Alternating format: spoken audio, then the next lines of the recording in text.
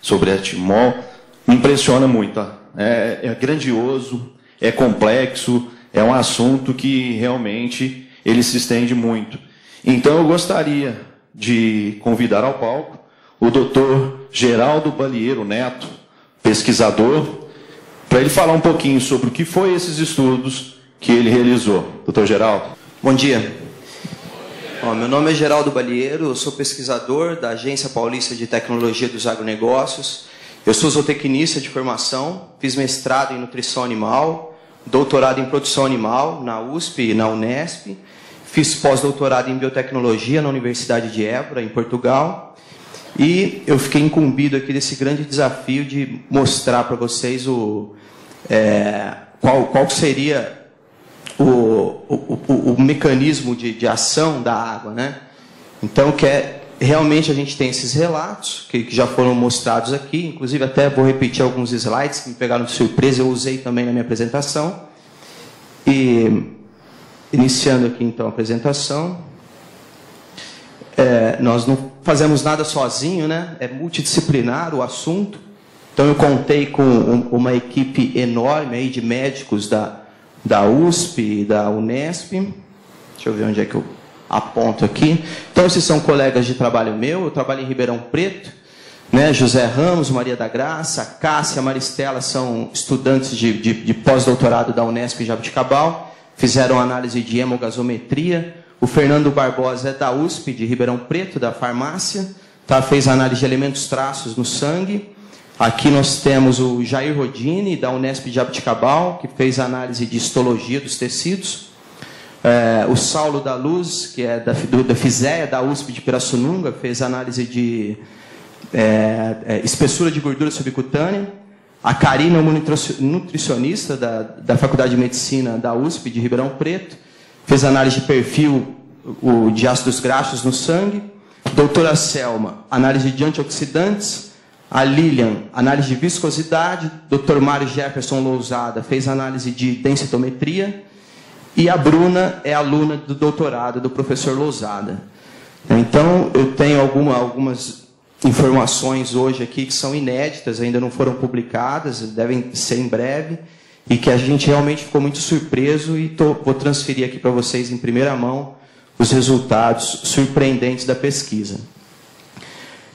Os trabalhos, eu vou comentar aqui os trabalhos com gado, que como já foi visto, nós repetimos esse trabalho depois com gado confinado, e também com ratos, porque com os resultados com o rebanho, eu vislumbrei a possibilidade de transferir esse conhecimento, né, para o ser humano. Eu percebi que já teria um benefício para a saúde do ser humano, então a gente começou a trabalhar com ratos no biotério, que são fisiologicamente mais próximos ao homem do que o animal ruminante.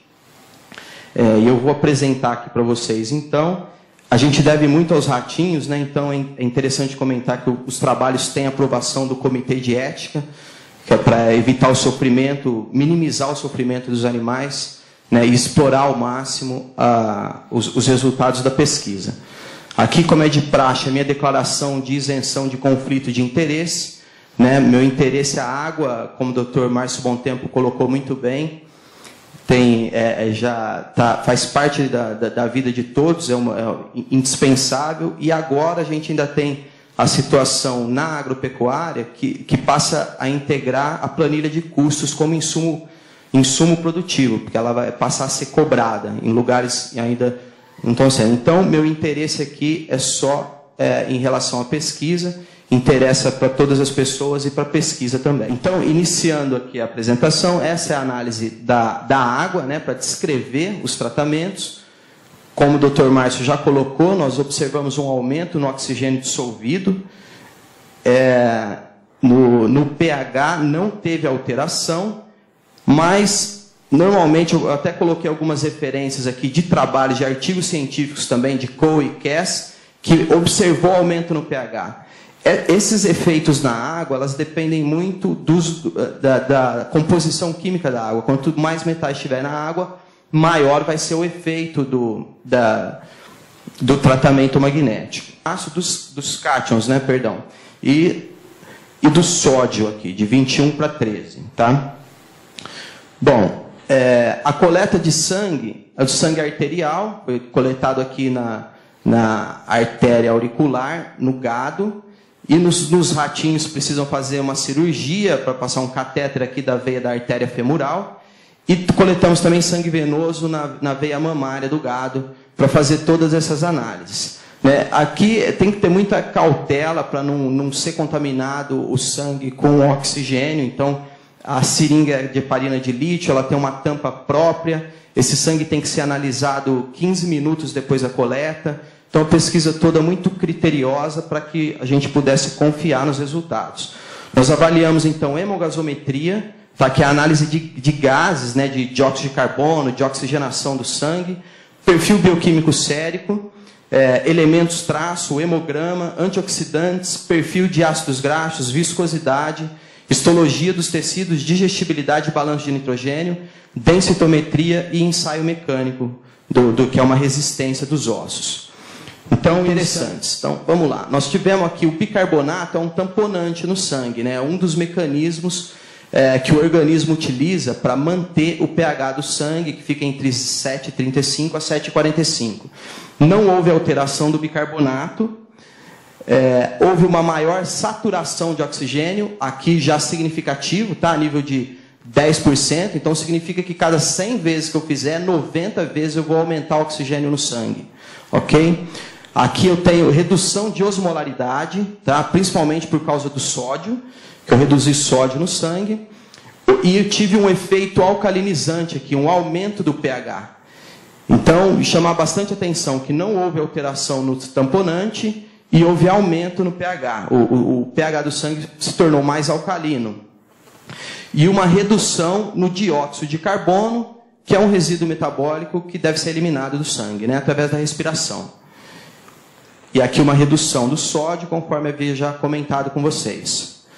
Bom, aqui então no outro ensaio com as vacas, que eu comentei com vocês, que nós repetimos em pastagem e com gado confinado. Aqui nós tivemos uma redução do bicarbonato, que é o tamponante do sangue. Sempre me desculpe se eu não tiver explicado muito bem, aqui é o controle, água convencional, as tabelas têm sempre a mesma formatação. E aqui é a água teste, é a água tratada magneticamente, ok? Submetida a campo magnético. Então aqui nós tivemos redução no bicarbonato, tá? E com um aumento na saturação de oxigênio novamente, redução no excesso de base, redução na osmolaridade, redução no dióxido de carbono e redução no sódio. E não tivemos efeito aqui no pH. Mas o que acontece? Porque, ocorre aqui que o pH se mantém aqui no mesmo valor porque o organismo corrige. Então, se eu preciso de menos tamponante para manter o mesmo pH, é indicativo também que houve novamente um efeito alcalinizante da água, o que é bom para a saúde. Aqui é hemogasometria dos ratos, então são monogástricos, o gado é ruminante, é um metabolismo muito diferente, para ver se isso então se repetia. Da mesma forma como esse último slide, aumentou então o cálcio ionizável do sangue dos ratos, o pH não foi alterado, tá? Aumentou o oxigênio dissolvido, a pressão parcial de oxigênio, diminuiu a pressão parcial de dióxido de carbono. Aqui é corrigido para a temperatura, como eu mostrei para vocês, que a gente coloca a temperatura do animal no momento da coleta. Aumentou o oxigênio, diminuiu o dióxido de carbono novamente, um resultado muito consistente. Aumentou a saturação de oxigênio na hemoglobina, esse é um resultado muito interessante. Pode fazer muita diferença para quem pratica esporte, que há um consumo alto de oxigênio para a produção de energia. E aqui o bicarbonato, novamente, da mesma forma, reduziu o bicarbonato. Então, quer dizer, eu mantenho o pH porque o organismo corrige. Só que eu tenho menos bicarbonato para manter o mesmo pH. O que indica o efeito alcalinizante do consumo de água tratada por campo magnético. Reduziu o sódio mais uma vez, reduziu triglicérides, tá? Aqui no perfil bioquímico sérico das vacas, reduziu triglicérides. Aqui, explicando mais uma vez, aqui é o controle, tá? água convencional, aqui água tratada. A gente vê aqui, ó, como eu expliquei para vocês, altamente significativo, tá vendo? A probabilidade estatística. E coerente com esses resultados, então, de triglicérides, nós tivemos aqui, essa é uma imagem de ultrassom obtida com um aparelho lá da USP, da FISEA. É claro que é um exemplo, né? Nós tivemos nesse tratamento 26 animais, então tenho 13 pares de vacas, cada par no mesmo estágio de lactação, com a mesma produção, são todas da mesma raça, porque o gado mobiliza as reservas corporais durante a lactação. É importante que seja, então, aos pares. Então, aqui eu tenho o animal recebendo água convencional, apenas para ilustrar. Nos outros 12 pares aconteceu a mesma coisa. E aqui a água tratada. Então, nós temos aqui nessa primeira faixa preta o couro do animal, depois essa linha branca é o tecido conjuntivo, e aqui o músculo, né? E essa parte escura, onde está sinalizado, é a gordura a subcutânea. Então, no animal que recebeu água tratada, eu tenho um percentual de gordura na carcaça menor. E engraçado que não houve diferença no peso. Muda a composição da carcaça, diminui a gordura no corpo do animal. Sérico dos ratos, né? Então nós não tivemos efeito significativo. Ok? Mas nós observamos aqui aumento da ureia, eles não contradizem os outros, tá vendo? O triglicérides reduziu, o colesterol reduziu, glicose reduziu, mas aqui muito próximo de conseguir, aqui 0,10 eu já chamaria de um efeito significativo, tá? Porque a análise estatística é bilateral, então isso significa, na verdade, 5%, né? Que significa que 95%, a cada 100 repetições, 95%, 95 vezes vai ocorrer esse efeito. E aqui uma tendência do efeito, né, de redução da creatinina e redução da glicose. E confirma também aquele slide que eu mostrei a respeito da gordura. Então, nós observamos que os ratos, recebendo a água teste, tá, eles ganharam menos peso após 45 dias. Eu falei, vamos trabalhar diretamente com uma espécie que a gente possa transferir os resultados para o ser humano, que é extremamente interessante para a saúde humana, né? Densitometria óssea, né, que foi realizado há 15 dias atrás, através desse densitômetro aqui de dupla emissão de raio-x. Essa bandeja, então, ela é toda quadriculada aqui para medir a área também.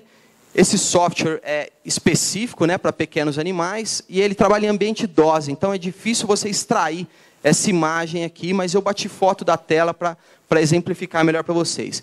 O que aconteceu aqui, então, com a densitometria? Né? A área não teve efeito, tá? A área do osso é a mesma para os animais controle e teste, sem efeito significativo, ok? Aqui é o conteúdo mineral ósseo, aumentou e foi altamente significativo. Vocês lembram aqui que eu falei para vocês, isso aqui significa que em 1 milhão de vezes, 999 vezes vai acontecer o efeito. Fiquei muito surpreso, inclusive eu esperava o contrário, meu receio era de eu reduzir o conteúdo mineral ósseo e a densidade mineral óssea aumentaram e foi altamente significativo. Mas ocorreu aqui um efeito de interação, né? O que significa que eu tive efeito do tratamento e efeito do período, que eu comentei com vocês, que foi 15, 30 e 45 dias de fornecimento de água. Quando acontece esse efeito de interação, na pesquisa científica, a gente tem que desdobrar a análise. Então, para identificar o que aconteceu. Desdobrando as interações, então, eu reparei que com 15 dias, apesar de ter aumentado aqui o conteúdo mineral ósseo, o efeito não foi significativo. Agora, com 30 dias, já há um resultado significativo e com 45 dias também. A densidade mineral óssea, já com 15 dias, já tem diferença significativa e ela vai aumentando, maior consistência aqui com 30 e 45 dias. Extremamente interessante esse resultado.